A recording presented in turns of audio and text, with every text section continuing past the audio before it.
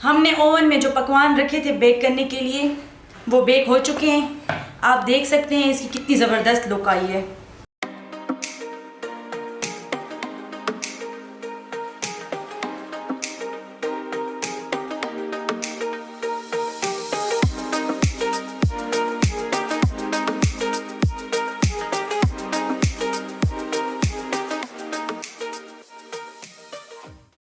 बिस्मिल्लाहिर्रहमानिर्रहीम। अस्सलामुअलैकुम। देसी पकवान चैनल में खुश आमदीद। रेसिपी स्टार्ट करने से पहले अगर आपने हमारा चैनल सब्सक्राइब नहीं किया तो प्लीज़ हमारे चैनल को सब्सक्राइब करें और बेल आइकन के बटन को प्रेस कर लें ताकि हमारी हर नई आने वाली वीडियो आपको नोटिफिकेशन में मिल सके। इस वीडियो में मैं आपको बनाना सिखाऊंगी गुड़ से बने देसी पकवान। ये मैं आपको दो तरीके से बनाना सिखाऊंगी, बेक भी करूँगी और फ्राई भी करूँगी। तो चलिए स्टार्ट करते हैं। रेसिपी बनाने के लिए हमें जो इंग्रेडिएंट्स चाहिए होंगे वो ये हैं: सूजी, मैदा, खसखस, बेकिंग सोडा, सौंफ, कलवंजी और इलायची और गुड़ का शरबत। गुड़ मैंने पहले से बॉईल कर लिया, इसको हमने नीम गरम लेना है। सबसे पहले हम मैदा लेंगे। मैदा मैंने 1 कप लिया है। आप चाहें तो इसमें नॉर्मल आटा भी यूज़ कर सकते हैं। और फिर इसमें मैं डालूँगी सूजी। जितना आप आटा या मैदा लेंगे उसी के बराबर आप सूजी भी लेंगे। मैंने 1 कप सूजी ली है और मैं इसमें 3 टेबलस्पून खसखस ले रही हूँ। खसखस डालने से ये बहुत ही क्रंची बनते हैं। और इसमें मैं सौंफ डालूँगी।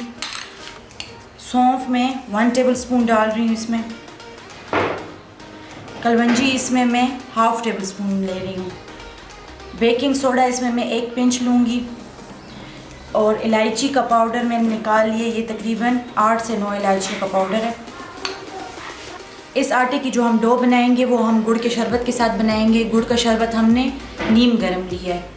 इसको आप हाथ की मदद से गूंदेंगे और आटे को आपने ज़रा सा सख्त ही रखना है, इसको आपने नरम नहीं करना।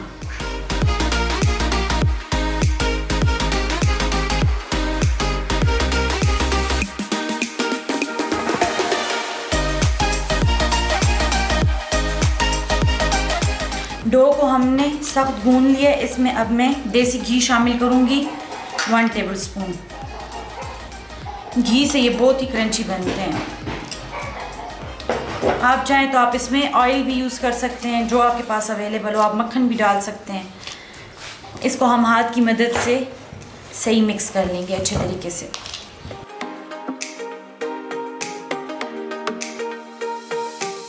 आटा हमने गूंद लिया है। इसको हम तकरीबन 1.5 से 2 घंटे के लिए रेस्ट पर रख देंगे। इसको हम कवर करेंगे ताकि इसका अच्छे से खमीर तैयार हो जाए। आटा हमारा रेडी है। 2 घंटे गुजर चुके हैं। ये हमने गुड़ के साथ गूंदा था। इसको अब बनाना स्टार्ट करेंगे। इसको मैं 2 शेप्स में बनाऊंगी। एक इसको मैं पकवान की शेप में बनाऊंगी और एक इसको बिस्किट की शेप में बनाऊंगी। इसको मैं फ्राई भी करूंगी और इसको मैं बेक भी करूंगी।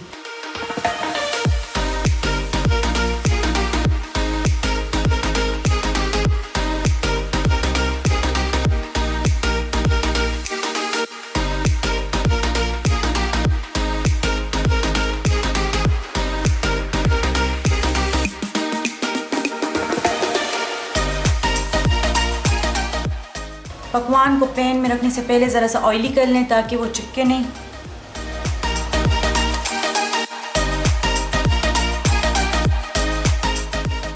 एक अदद अंडा लिया है मैंने, इसको मैं अच्छी तरह से फेंट लूँगी और फिर इस पकवान के ऊपर मैं इसको लगा लूँगी।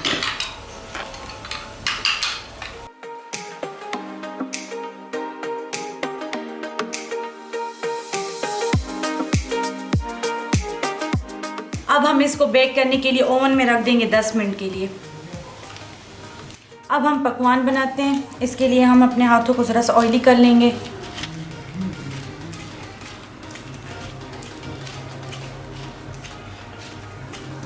इसको हम इस शेप में बनाएंगे और हाथ की मदद से प्रेस करेंगे।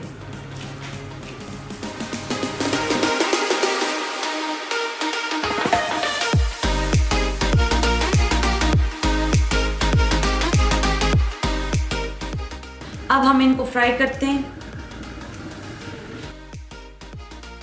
इसको हमने नॉर्मल आंच पर पकाना है ताकि ये अंदर तक पक जाए।